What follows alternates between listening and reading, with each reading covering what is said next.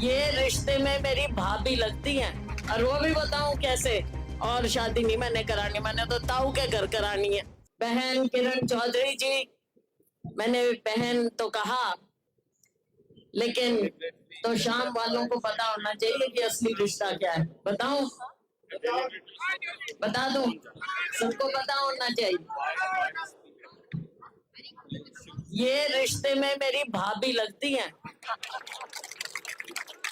और वो भी बताऊं कैसे, मेरी बहनें समझेंगी। जब इनकी शादी होनी थी तो भाई सुरेंद्र जी ने कहा कि मैं कहीं किसी बैंक्वेट हॉल में या कहीं और शादी नहीं मैंने करानी, मैंने तो ताऊ के घर करानी है।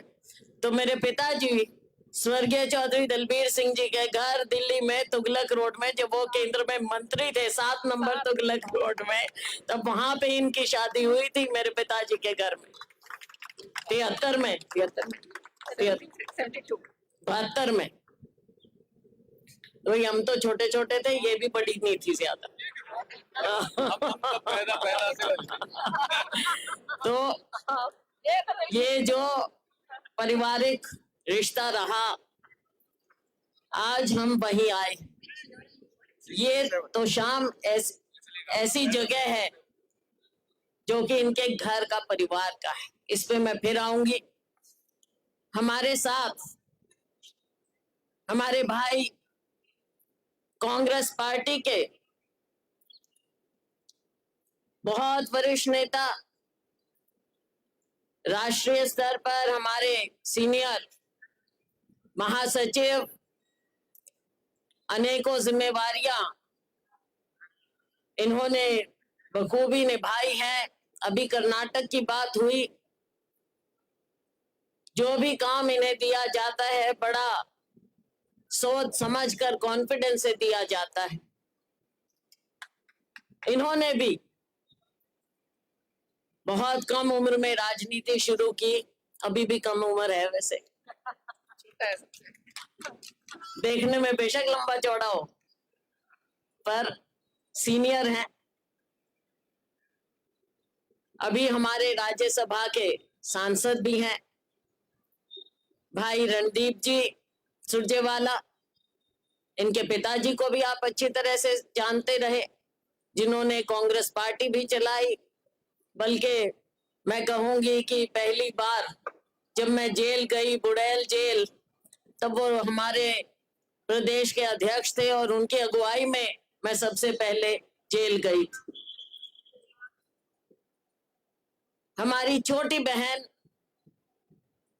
और जैसा रणदीप जी कह रहे थे, भाई सबसे पहला अधिकार जिनके ऊपर आप लोगों का है, सबकी लाडली, सबकी प्यारी, जिन्होंने आज पूरे परिवार की और पूरे क्षेत्र की विरासत इन कंधों पर ओटे हुए है, छोटी बहन श्रुति चौधरी जी।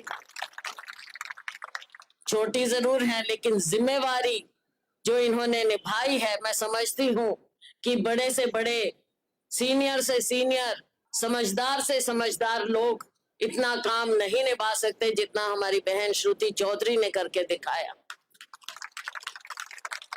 मैंने तो खुद देखा है, आपकी सांसद बनी, जहां इनको लगता था कि मैं इतना सा भी काम करवा सकती हूँ अपने इलाके का, हर जगह हर मंत्री से मिलना, हर जगह जाना और इलाके के छोटे से छोटे काम को इन्होंने पूरी जिम्मेवारी और बहुत बड़ा समझकर करवाना। पिछले दिनों में हम नारनौल में थे, महेंद्रगढ़ में, वहां पे गांव गांव में लोग कह रहे थे कि जी हमारे यहाँ पानी की दिक्कत थी और वो श्रुति जी हमारे लिए लेके आई। वो याद रखते हैं। तो साथियों, कई बार राजनीति में ऊंच नीच हो जाती है, बह जाते हैं, लेकिन अपनी बेटी को आप लोगों ने भूलना नहीं चाहिए। अपने अपने होते हैं साथियों, अपने अपने होते हैं। हमारे साथ आए हमारे अन्य वरिष्ठ नेतागण, हमारे बहुत ही वरिष्ठ नेता श्री सुभाष बत्रा जी, जो मंत्री रहे, होम मिनिस्टर रहे, कांग्रेस पार्टी में इतना इनका योगदान रहा है और एकदम निर्भीक होकर, दबंग होकर ये सीधी बात करते हैं, सीधी बात करते हैं। जो इनको लगता है ठीक है वो ये बात कर देते हैं, ये नहीं परवाह करते किसी की। हमारे से भी हम भी कहें बत्रा साहब प्लीज, कहेंगे जो मेरे दिल में है मैं बोलूंगा। हमारे साथ आए हमारे साथीगण, हमारे कांग्रेस पार्टी के कार्यकारी अध्यक्ष श्री रामकिशन जी गुर्जर, हमारे विधायकगण, हमारे पूर्व विधायकगण, पूर्व मंत्रीगण, सभी हमारे सीनियर नेतागण, और सबसे ज्यादा मैं चाहूंगी कि जो मेरी यहाँ बहनें बैठी हैं इतने रंग बिरंगी चुनरी और शॉल और चुनिया ओढ़ के इतनी देर से बैठी हैं, सबसे पहले आपको बहुत राम राम।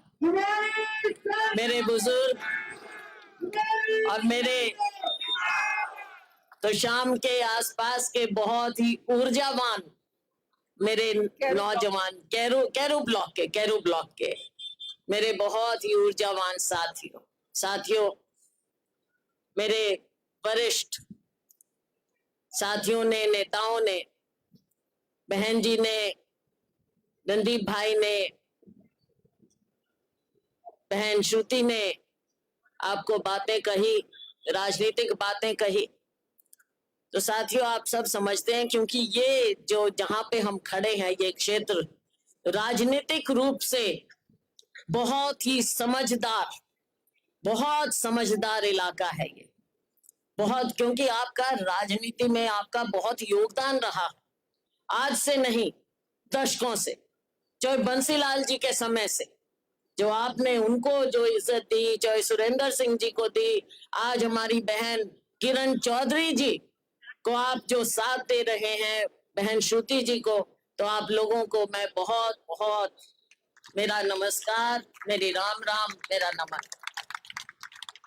साथियों देश की प्रदेश की बातें हैं बहुत है, और जिसकी रग दुखती है वही जानता है।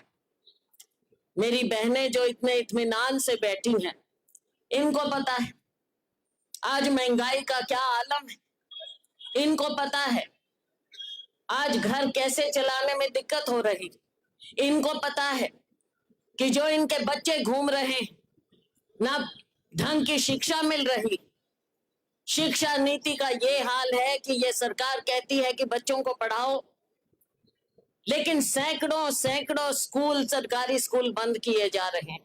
वहां पे कौन पढ़ता है? गरीब के बच्चे पढ़ते हैं, और वो स्कूल बंद करते हैं, फिर कहते हैं बच्चों को पढ़ाओ, फिर कहते हैं नौकरियां मिलेंगी। ना शिक्षा ना नौकरी, हमारा हरियाणा पिछड़ता जा रहा है साथियों, इन बातों का ध्यान रखना है।